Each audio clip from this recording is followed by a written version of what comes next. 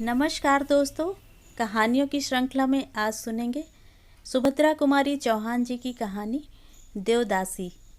लेकिन उससे पहले मेरा आपसे विनम्र अनुरोध है कि अगर आपको मेरी कहानियाँ अच्छी लगती हैं तो मेरे चैनल को सब्सक्राइब ज़रूर करें, लाइक करें, शेयर करें और बेल आइकन दबाना बिल्कुल भी ना भूलें। आज सुनिए देवदासी। सोकर उठते ही सुरेश की दृष्टि सामने वाले मकान पर पड़ी जो महीनों से खाली पड़ा था। उसने देखा एक स्त्री सामने के छज्जे पर खड़ी है। सिर के बाल छल्ले छल्ले बनकर माथे पर बिखरे हुए थे। रंग बहुत गोरा न होकर भी सांवला न था। चेहरा बड़ा ही आकर्षक था। स्त्री के चेहरे पर विषाद की एक गहरी छाप स्पष्ट दिखाई दे रही थी। उम्र कुछ अधिक थी पर सौंदर्य में किसी प्रकार की कमी न आ पाई थी। सुरेश मंत्रमुग्ध की तरह बहुत देर तक उसकी ओर देखता रहा। स्त्री नीचे सड़क की ओर देख रही थी। आंख ऊपर करते ही उसने सुरेश को देखा। दोनों की आंखें मिली। सुरेश की आंखों में प्रश्न था और रमणी की आंखों में याचना। तुरंत ही किसी प्रकार की आवाज़ सुनकर रमणी भीतर चली गई। फिर छज्जे के दरवाजे दिन भर बंद रहे। उसके नए पड़ोसी कौन हैं यह सुरेश बिल्कुल न जान सका। शाम को सुरेश घूमने चला गया। घर लौटा तो 11:30 बज रहे थे। सामने वाले मकान में अब भी प्रकाश था। सुरेश एक आराम कुर्सी पर लेट सा गया। एकाएक एक बड़ी ही मधुर संगीत की लहर ने आकर उसकी सारी शिथिलता को दूर कर दिया। वह उठकर बाहर आया। छज्जे पर सामने वाले मकान में कोई गा रही थी, सांवरिया से लागी रहे दो नैन सांवरिया से। गायिका संगीत कला की विशारदा जान पड़ती थी। सुरेश भी तो संगीत प्रेमी था और केवल संगीत प्रेमी ही नहीं, संगीत के विषय में उसे ज्ञान भी काफ़ी था। सुरेश सोचने लगा, हो न हो यह वही स्त्री है। पुरुष के गले में इतनी मिठास आएगी कहाँ से। तब तक गायिका ने गीत का अंतरा गाया। काह करूं कित जाऊं मोरी सजनी, नाही परत मोहि चैन, सांवरिया से लागी रहे दो नैन। संगीत बंद हो चुका था। सुरेश कुछ देर तक टहलता रहा और थोड़ी देर में उसे एक हल्की सी चीख सुनाई पड़ी। फिर सब कुछ बंद। सुरेश कुछ समझ न सका कि मामला क्या है। वह जाकर सो रहा। दूसरे दिन सवेरे सुरेश देर तक सोता रहा। जब वह सोकर उठा तब तक छज्जे के सब दरवाजे बंद हो चुके थे। दोपहर को सुरेश अपने कमरे में खड़ा था। एकाएक सामने वाले मकान की एक खिड़की का एक कांच निकल गया। सुरेश ने फिर उसी रमणी का मुंह देखा। इन दोनों के बीच काफ़ी अंतर था। चेहरा भी बहुत साफ दिखाई न पड़ता था।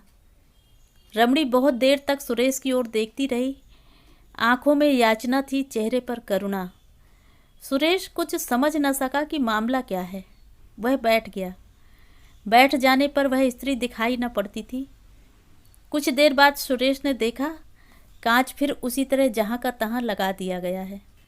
सुरेश के सामने यह स्त्री एक समस्या बनकर प्रकट हो गई। वह कुछ समझ ही ना पा रहा था कि मामला क्या है। रमणी ना तो कुलवधू सी जान पड़ती थी, न निर्लज्ज वेश्या ही। वह सुरेश की ओर देखती थी जरूर, पर वासना की लपट उन आँखों में नहीं थी। उन आँखों में विषाद के साथ याचना जरूर साफ साफ दिखाई पड़ती थी। यह भी साफ साफ जान पड़ता था कि जैसे वह सुरेश से कुछ कहना चाहती हो, पर अवसर न मिलने के कारण न कह पाती हो। सारे दिन सुरेश इन्हीं गुत्थियों में उलझा रहा और शाम होते ही घूमने चला गया। सुरेश ने सोचा, दूसरों की चिंता में क्यों वह अपना समय खराब करे। उसने अपने जी को बहुत समझाना चाहा, किंतु पहेली के रूप में वह स्त्री बार बार उसके नेत्रों के सामने आ जाती थी। सुरेश बहुत रात गए घर लौटा। सोने की तैयारी कर रहा था कि सामने वाली छत पर उसे कुछ बातचीत सुनाई पड़ी। रात की नीरवता में सुरेश ने साफ साफ सुना, कोई कह रहा था, तो तुम सीता सती हो? बस यहीं या उस मंदिर में भी जहाँ हजारों को रिझाने के लिए तुम्हें नाचना और गाना पड़ता था? सीता सती ना होकर भी मैं दुराचारणी नहीं हूँ। सुरेश ने सुना, और आपकी बात मुझे किसी तरह भी मंजूर नहीं। यदि आपने मेरे ऊपर अपनी ताकत आजमाई तो मैं चिल्लाऊंगी। रमणी तेजी के साथ बाहर छज्जे पर निकल आई। अपनी छत पर खड़ा सुरेश बैठ गया। रमणी के साथ साथ उससे बातचीत करने वाला युवक भी बाहर आ गया।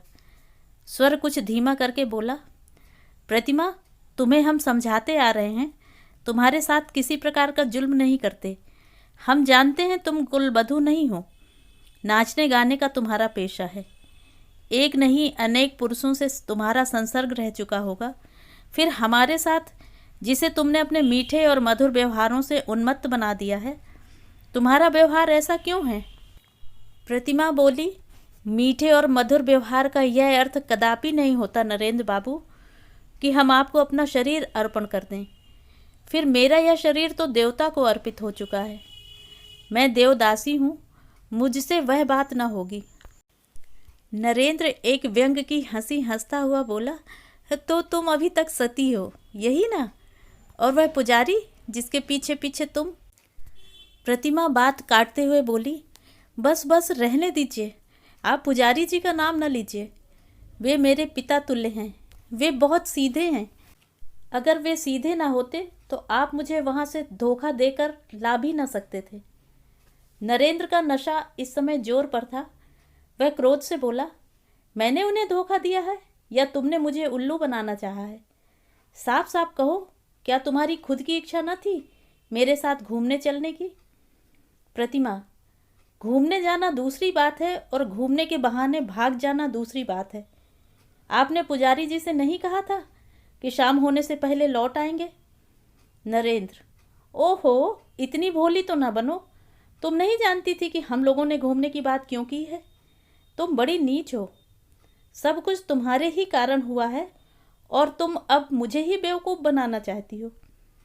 प्रतिमा, यदि मुझे मालूम होता कि घूमने के बहाने आप मुझे भगा ले जाएंगे तो मैं आप लोगों के साथ कभी ना आती।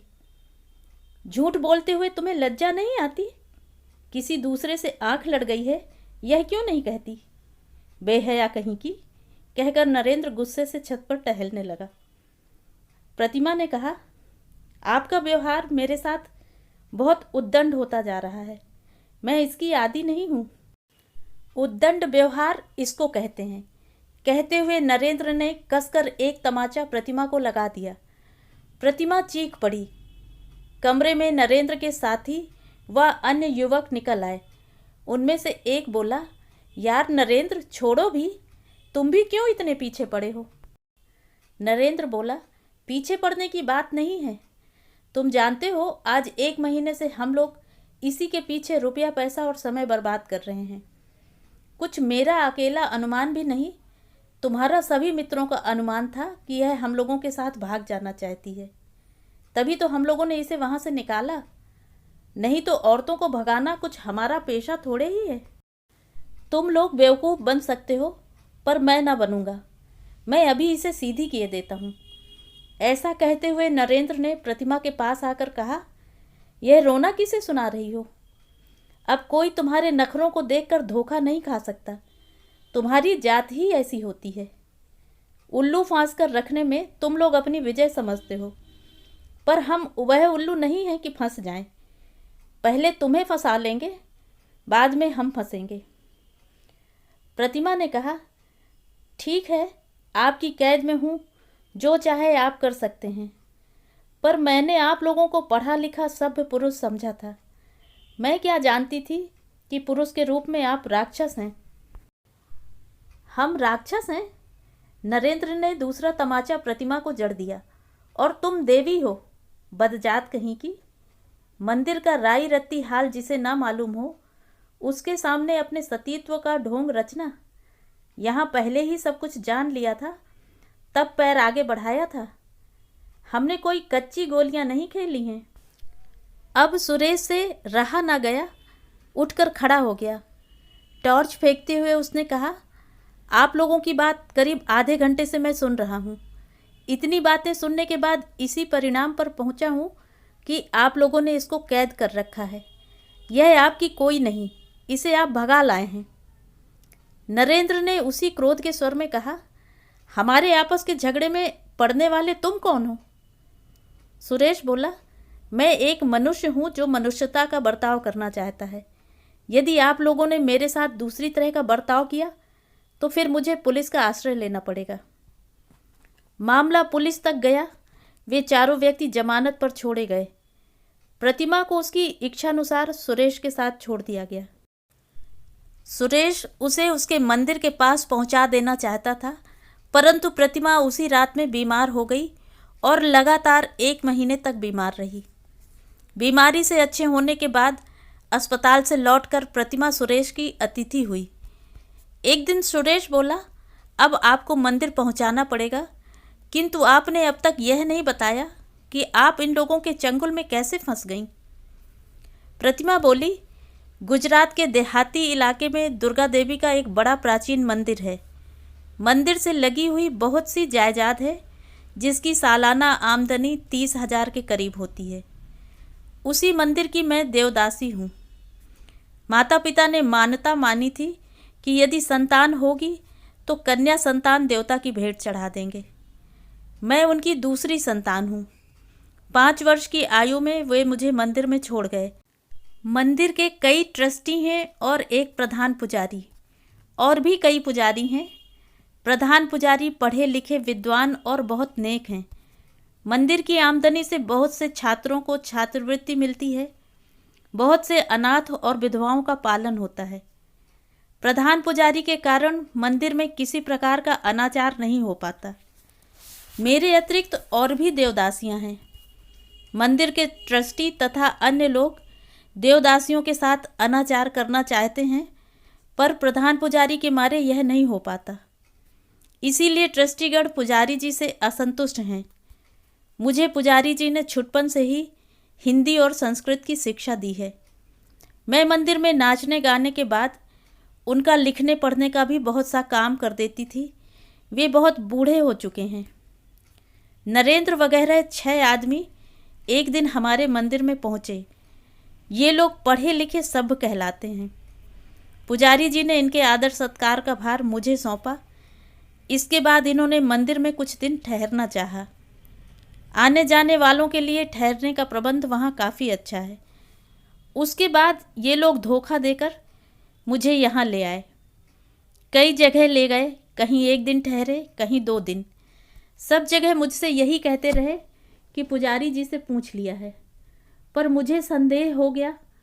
यहाँ कई दिन से ठहरे हुए हैं और जो कांड हुआ वह आप सब जानते हैं। सुरेश बोला, पहले पत्र लिखकर पुजारी जी से मंदिर का हालचाल पूछ लूं, फिर तुम्हें ले चलूं। प्रतिमा की भी यही राय थी। सुरेश ने पत्र लिखा और कई दिन बाद उत्तर मिला। मंदिर की एक प्रधान देवदासी के अचानक गायब हो जाने से मंदिर में बड़ी गड़बड़ी मच गई है। ट्रस्टी लोगों ने प्रधान पुजारी को अलग कर दिया है। उनके स्थान पर जो प्रधान पुजारी नियुक्त हुआ है वह बड़ा अनाचारी है। अब मंदिर नहीं, अत्याचारियों का अड्डा हो रहा है। निवेदक।